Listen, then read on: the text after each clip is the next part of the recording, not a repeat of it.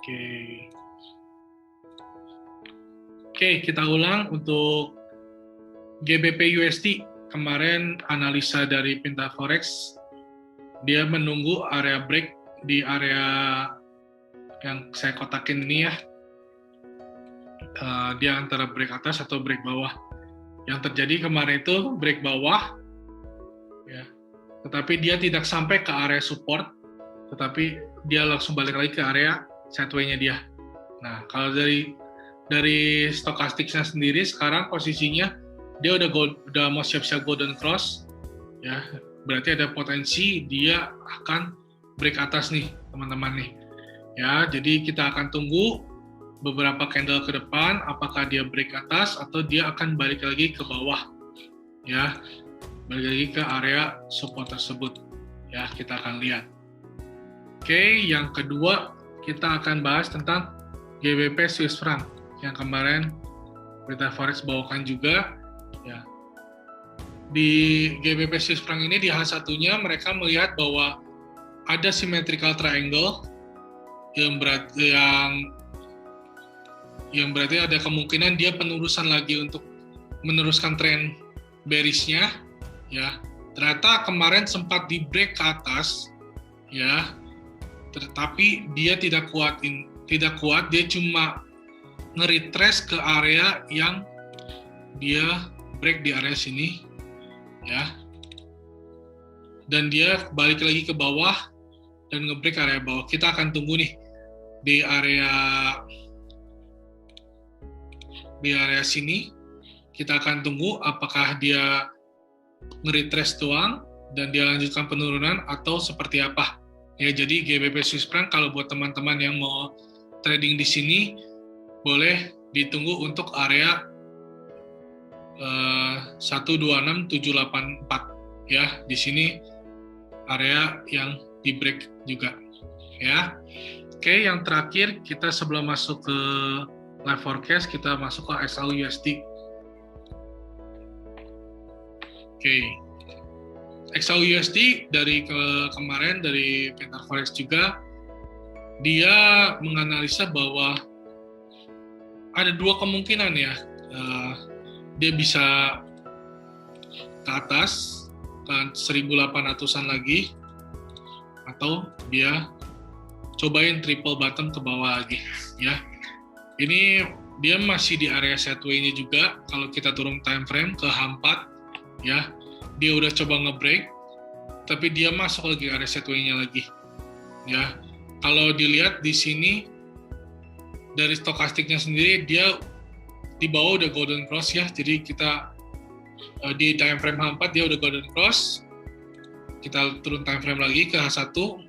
Nah, ada potensi kalau di time frame H1 dia akan mencoba retrace lagi ke area 1726 lagi nih. Kalau dilihat ini dari stokastiknya dia udah dead cross. Jadi ataupun dia bisa masuk ke area Fibo 618, ya.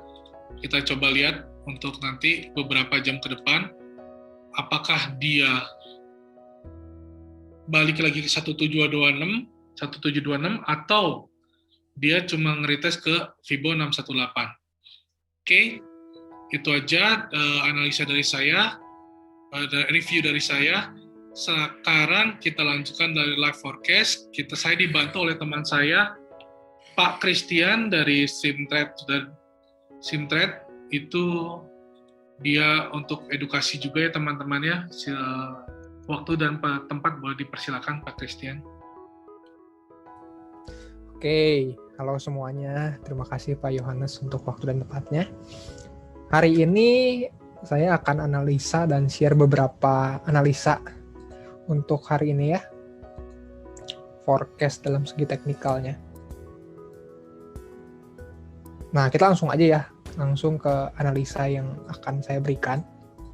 Jadi, saya pengen mulai dari AUD USD. Saya akan menganalisa beberapa pair. Nah, buat teman-teman juga yang udah gabung dalam Zoom ini, boleh dong request gitu. Sebenarnya saya juga bingung mau analisa apa. Saya udah siapin beberapa pair, cuman kita biar lebih seru aja, teman-teman yang mau request untuk analisa pair apa, boleh ya di chat, di kolom chat, ntar coba saya bahas juga untuk analisanya. Oke, nah yang pertama saya pengen analisa AUD USD dulu. AUD USD dalam 1 jam, sebentar saya hilangin dulu gambarnya. Oke. Jadi AUD USD saya buka time frame-nya yang 1 jam. Time frame 1 jam sebenarnya kita lihat di sini dia lagi di area sideways ya. Ini kalau misalkan kita bikin support and resistance-nya, dia tuh tertahan di area ini. Nih. Dari tanggal 1 April jam 22 malam sampai sekarang dia belum breakout dari area ini, teman-teman. Nah, yang menariknya kalau teman-teman kemarin buka AUD USD jam 7 malam atau jam 8 malam ini bisa mendapatkan entry ya. Karena kenapa? Kemarin tuh ada pola pattern. Di sini ada pola pattern ascending triangle, akhirnya dia breakout atas. Ini kalau ascending seperti segitiga ya, cuman bawahnya datar, teman-teman. Bawahnya datar, akhirnya dia breakout ke atas. Nah, untuk kemungkinan untuk forecast ke depannya gimana? Forecast ke depannya, kalau AUD USD-nya seperti ini, dia kan masih sideways ya, teman-teman. Saya memperkirakan ya proyeksi pertama karena ini adalah resisten kuat, mungkin saja dia bisa balik lagi ke bawah, teman-teman. Mungkin gerakannya nggak akan lurus, mungkin akan seperti ini ya.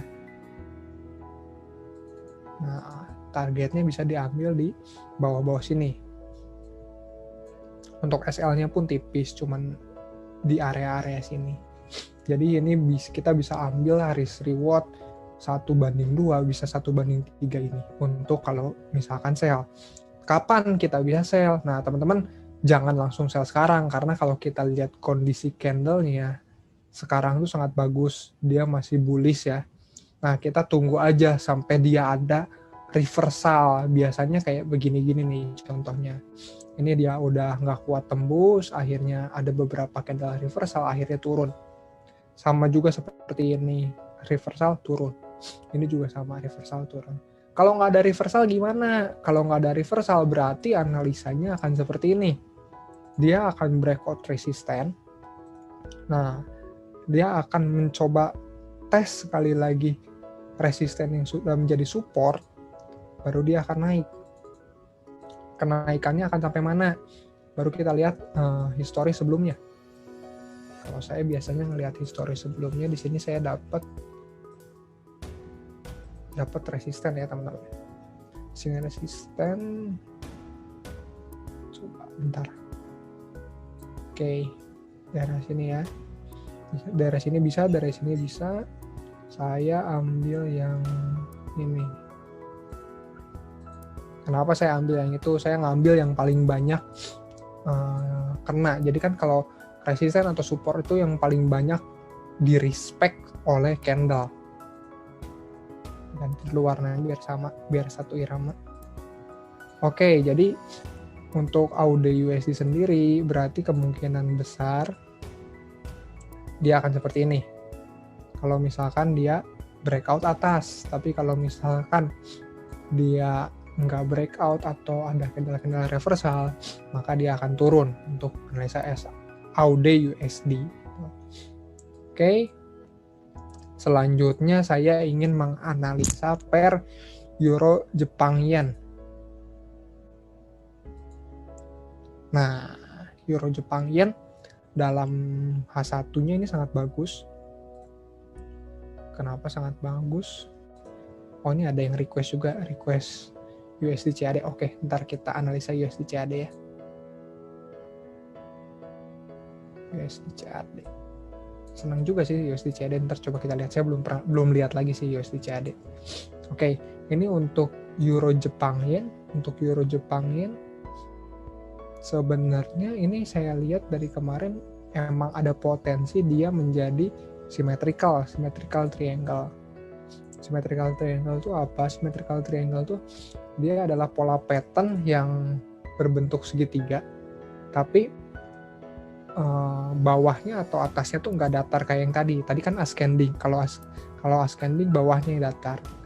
Nah, teman-teman, kalau symmetrical triangle ini adalah pola pattern bilateral. Jadi pola pattern bilateral itu mereka bisa breakout ke atas atau breakout ke bawah. Jadi emang nggak ada pastinya mereka akan breakout kemana. Makanya ya dalam trading forex ini kita yang mengikuti market, teman-teman. Bukan market yang mengikuti, misalkan kita punya forecast symmetrical triangle, market ngikutin symmetrical triangle kita, enggak gitu. Jadi pasti ada saatnya misalkan kita buat forecast symmetrical triangle tapi tiba-tiba berubah, misalkan seperti yang dianalisakan Pak Eka kemarin. Misalkan kemarin ada tren symmetrical juga kalau nggak salah ya tadi yang direview oleh Pak Yohanes, ternyata dia breakout atas dulu, terus dia breakout bawah lagi. Jadi saat dia breakout atas mungkin bukan terjadi symmetrical triangle, tapi kita bisa cek lagi pola pattern apa sih yang sebenarnya terjadi di sana gitu. Jadi kita lebih sering melihat chart apa yang terjadi, pembalikan dalam chart, karena kan dalam technical ini sendiri ya kita harus dinamis, nggak bisa statis gitu. Oke, balik lagi ke dalam Euro Jepang Yen. Dalam Euro Jepang Yen sendiri di sini kemarin saya sudah memprediksikan kemarin kurang lebih saya memprediksikan siang-siang ini akan menjadi symmetrical triangle, dan ternyata benar teman-teman. Euro Jepang Yen di sini jadi symmetrical triangle, dan di sini dia sangat respect dengan trendline yang ini ya teman-teman, trendline yang ini. Nah, kita lihat kemungkinan tuh Euro Jepang Yen akan kemana. Kalau chartnya seperti ini, Euro Jepang Yen, kita harus mempunyai dua analisa atau dua strategi. Kenapa? Karena ini ya tadi saya bilang ini pola pattern bilateral, bisa breakout atas atau breakout bawah. Nah, analisa yang pertama atau forecasting yang pertama, Euro Jepang Yen bisa breakout bawah sini ya teman-teman, akan retrace di area sini baru ke support yang paling bawah. Ataupun analisa yang kedua, dia breakout area atas, retrace di area sini ya, baru sampai targetnya area resisten ini. Oke, kenapa sih retracement-nya di area sini?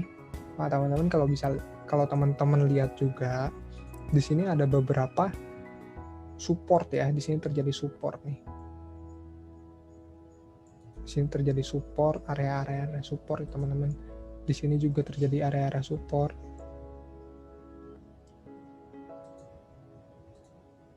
Kenapa saya analisanya dia retracement di sini? Cuman ya saya nggak bisa jelasin detailnya teman-teman. Kenapa saya ngambil support yang ini, kenapa saya ambil resisten ini, karena chartnya ntar akan jadi berantakan. Tapi inti dari analisa saya ini adalah symmetrical triangle yang dia akan bisa breakout atas atau breakout bawah. Nah, itu tergantung teman-teman juga sedetailnya teman-teman mencari reversalnya di mana, dia akan berbalik arahnya di mana, dan titik entry yang tepat di mana gitu. Tapi teman-teman kalau misalkan itu bagi teman-teman yang konservatif ya teman-teman. Kalau misalkan teman-teman yang agresif entry sekarang bisa nggak? Bisa. Tapi risk reward yang teman-teman dapatkan ya biasanya nggak bagus. Contohnya kalau misalkan kita mau buy di sini ya teman-teman, mau buy di sini, target di sini kan seenggaknya teman-teman bisa kasih SL di area sini sama area sini ya teman-teman. Dan di sini hanya mendapatkan 1/1,3. 3 SL-nya 34 pips dan take profit-nya 45 pips. Kalau menurut saya ini kurang ideal. Kalau dibandingkan kita tunggu dia breakout dulu, misalkan breakout atas atau breakout bawah, anggap breakout atas. Kita dapat reversal di sini ya teman-teman. SL-nya pasti kecil, kurang lebih 11 pip atau 12 pip karena kita dapat di reversalnya. Targetnya di sini. Di sini bisa dapat 12 banding 23 pip.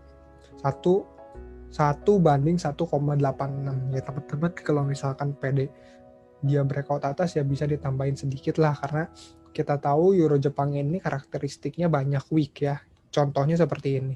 Walaupun trend lainnya di sini, weeknya juga cukup panjang.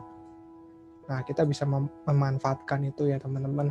Jadi kita bisa ambil 1 banding 2 juga bisa di sini karena ya kita mengharapkan week ya. Tapi kalau misalkan udah ada pembalikan lagi ya bisa di cut loss. Oke. Jadi itu untuk Euro Jepang Yen. Dia masih bisa naik atau masih bisa turun ya. Nah, analisa pair yang ketiga dari saya itu ada NZD USD.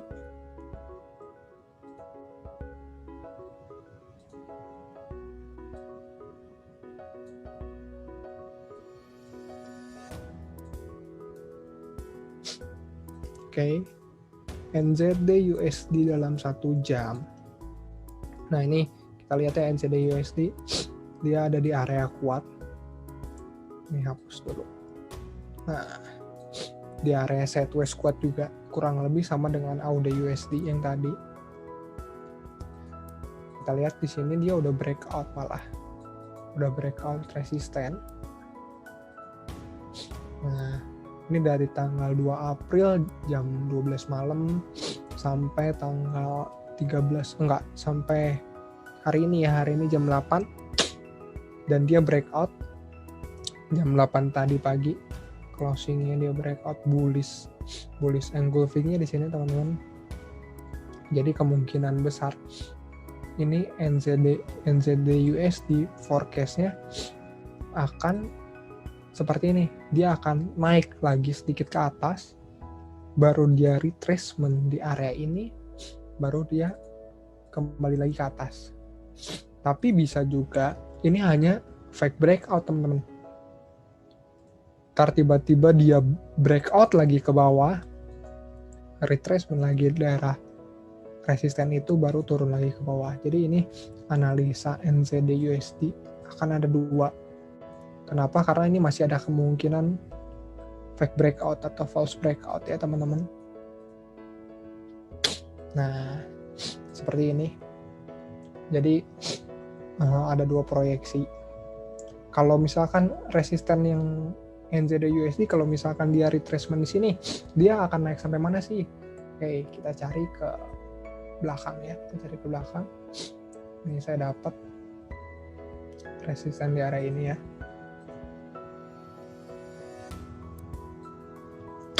Oke, NZD USD berarti kalau misalkan dia nggak ada breakout lagi ke bawah, dia akan mencapai area sini. Dan misalkan dia breakout lagi ke bawah, berarti dia akan melanjutkan area sideways-nya. Gitu teman-teman. Jadi ini 3 analisa saya untuk NZD USD, AUD USD, dan Euro Jepang Yen. Nah, satu lagi saya akan bahas dari, ada yang request ya teman-teman, ada yang request untuk USD CAD. Oke, kita buka USD CAD. USD CAD sebenarnya pergerakannya kemarin sedikit rada cepat ya, sangat cepat untuk naik dan untuk turun. Harus hati-hati juga sih sebenarnya. Oke, USD CAD. Kita hilangin dulu semua biar nggak pusing. Nah, USD CAD saya lihat di sini dia sangat banyak week. Sebenarnya saya males kalau misalkan trading dengan week yang panjang seperti ini karena sangat bisa menyentuh SL. Tapi kita lihat ya USD CAD akan bergerak kemana. Kalau kita lihat di sini sebenarnya dia juga lagi sideways ya. Di sideways. Ya dia hanya bergerak di daerah-daerah sini nih. Dan daerah sini.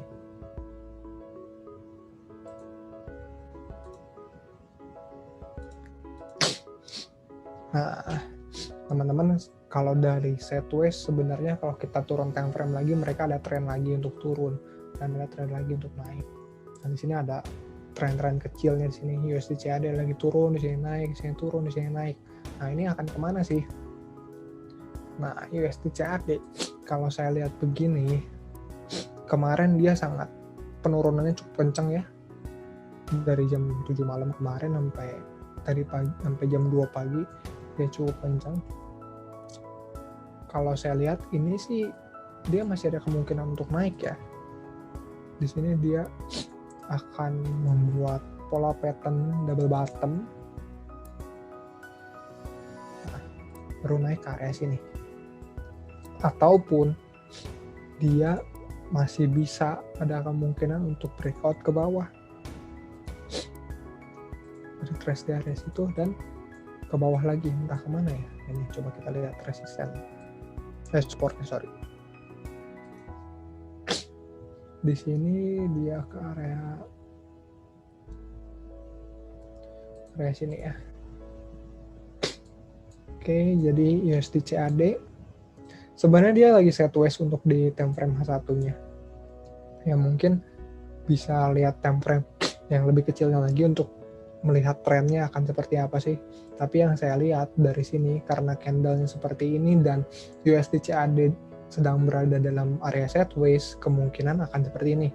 Kalau misalkan dia membuat pattern double bottom, dia akan ke atas lagi targetnya, ke resisten lagi. Tapi kalau misalkan dia breakout nih area support yang ada di sini, ini area support yang cukup kuat juga, dia akan mencapai ke area 24574. Oke, jadi itu beberapa analisa forecast pagi dari saya ya teman-teman. Saya kembalikan lagi ke Pak Yohanes.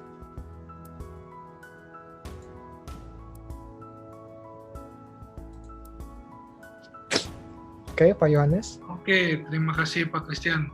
Saya mau bahas ada beberapa pair lagi. Pak Randy ada GBP/AUD, dan ada dari YouTube ada SAR JPY dan XRP USD ya. Coba Pak Christian boleh share screen-nya dimatikan dulu.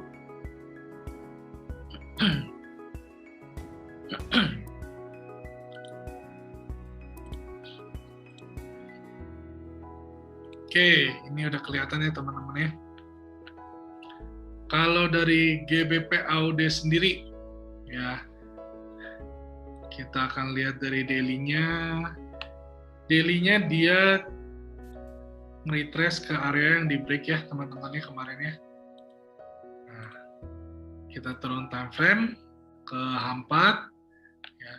Kita akan lihat kalau misalnya nanti di time frame H4 ataupun H1 dia nge-break area support sini ya teman-teman ya. Kita bisa spekulasi untuk ambil sell ya. Jadi kita tunggu area di bawah ini support di sini ya.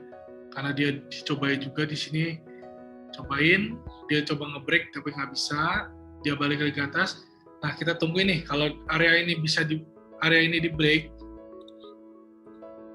ya, dia bisa ada potensi dia lanjut lagi ke 178.440 ya, ataupun sampai ke area bawah sini ya 178.113 ya. Jadi untuk Pak Randy boleh ditungguin untuk GBP/AUD sendiri ya. Oke, untuk dari teman kita di YouTube dia minta SAR JPY.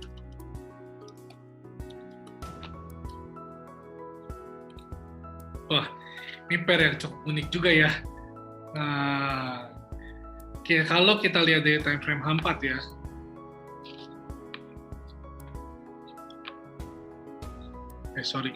di time frame daily dulu deh. Kita akan lihat di time frame daily, kita lihat bahwa dia masuk area support become resistant ya. Dia retrace ke area yang sempat di break sama dia ya. Kita coba turun time frame ya teman-teman ya. Kalau dari time frame H4 sendiri Ya, dia ada potensi membuat double top ya di sini ya, dan dia akan melanjutkan tren turunnya ataupun koreksi untuk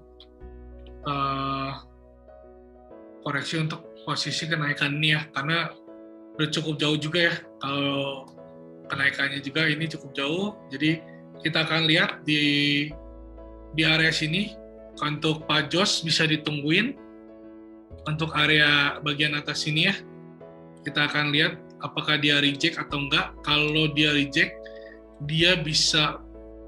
kita bisa ambil spekulasi untuk ambil sell. Ya, untuk RCPY ini, untuk XRP USD. Wah, pajos ini tradingnya lumayan unik juga ya. Oke. XRP USD. Oke, kalau dari daily-nya sendiri, kalau kita lihat, kita tarik Fibo ya teman-teman ya, dia udah di area 4618. Jadi bisa ada potensi untuk daily-nya ini koreksi. Ya, kita turun time frame ke 4 ya teman-teman. Oke. Saya hapus kembali. Ya. Oke, di sini di time frame 4 sendiri dia sudah membuat hammer ya. Jadi tinggal ditunggu aja sih ini Pak Jos, kalau misalnya mau entry di sini, saya sih belum bisa ngambil keputusan ya. Kita coba tunggu aja kalau dia membuat swing untuk pembalikan arah ya untuk area sini.